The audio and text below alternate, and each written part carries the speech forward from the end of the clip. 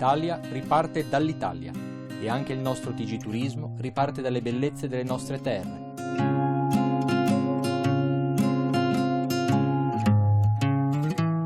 Dal mare alla montagna, i laghi, i fiumi, e poi le isole, i borghi e i monumenti. Dalla Sicilia alla Val d'Aosta, da Lampedusa fino a Bolzano.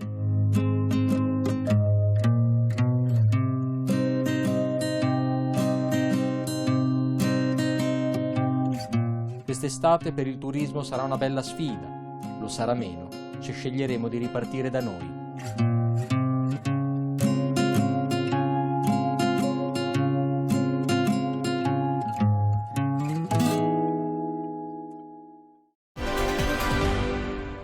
Sarà un'estate corta e complicata. Il presidente dell'Enit, Giorgio Palmucci, cerca di mantenere un certo ottimismo, ma la situazione del settore è tutt'altro che rosea. 2 mesi di lockdown pesano e tanto sul comparto e i prossimi mesi non saranno una passeggiata. Nel corso del mese di marzo ed aprile ovviamente c'è stato un crollo del 95-99%, quindi praticamente azzerato completamente, e adesso tutto dipende da quando ci si potrà spostare e tra una regione e l'altra, e soprattutto quando si potranno aprire quelli che sono i confini con i paesi, almeno i paesi limitrofi. Molto dipenderà dal famoso Recovery Fund, quindi questi fondi che dovranno essere messi a disposizione, che saranno messi a disposizione dell'Unione Europea e per i quali il ministro Franceschini e il nostro governo ha indicato che saranno una parte di questi fondi saranno sicuramente destinati per sostenere l'intero settore. Quest'estate sarà un'estate comunque corta e complicata, noi abbiamo il vantaggio rispetto ad altri paesi come per esempio la Grecia, come per esempio la Croazia, nei quali non esiste un turismo domestico, per cui vivono esclusivamente praticamente di un turismo internazionale. Noi 2018-2019 abbiamo avuto 2 anni straordinari, ma in cui il turismo domestico rappresentava circa il 50% del turismo, per cui di fronte a una chiusura dei confini, anche il fatto che gli italiani non andranno all'estero in misura minima, potrà permettere di compensare almeno in parte la perdita dei turisti internazionali. Noi siamo rimasti molto delusi dal decreto rilancio come turismo organizzato, quindi agenzie di viaggio e tour operator, perché ci aspettavamo molto di più. Il turismo è tra i settori che più sta soffrendo la crisi economica causata dalla pandemia.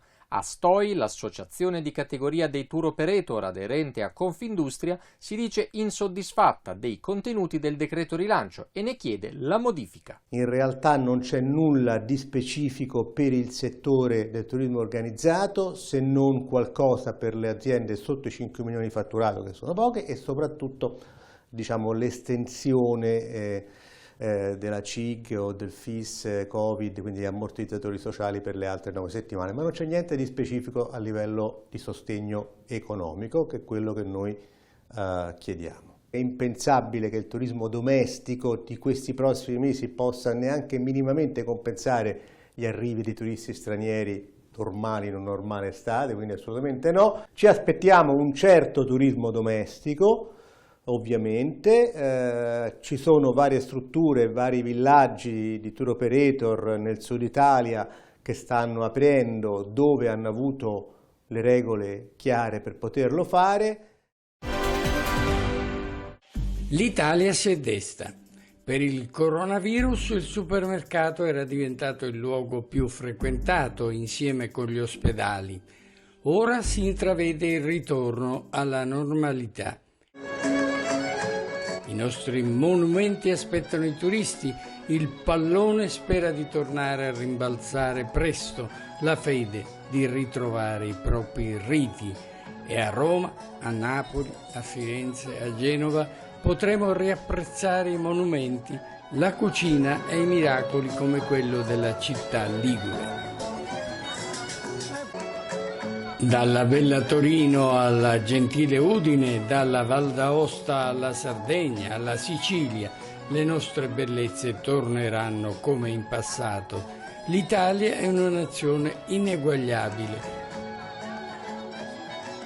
Tutte le nostre città e le nostre regioni hanno delle peculiarità eccezionali che il mondo ci invidia.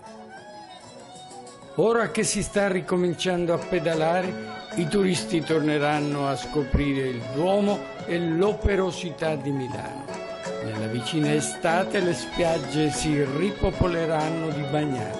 Insomma, siamo in partenza. I treni sono pronti a correre, gli aerei a decollare e i violini si accingono a inondare le nostre strade di note.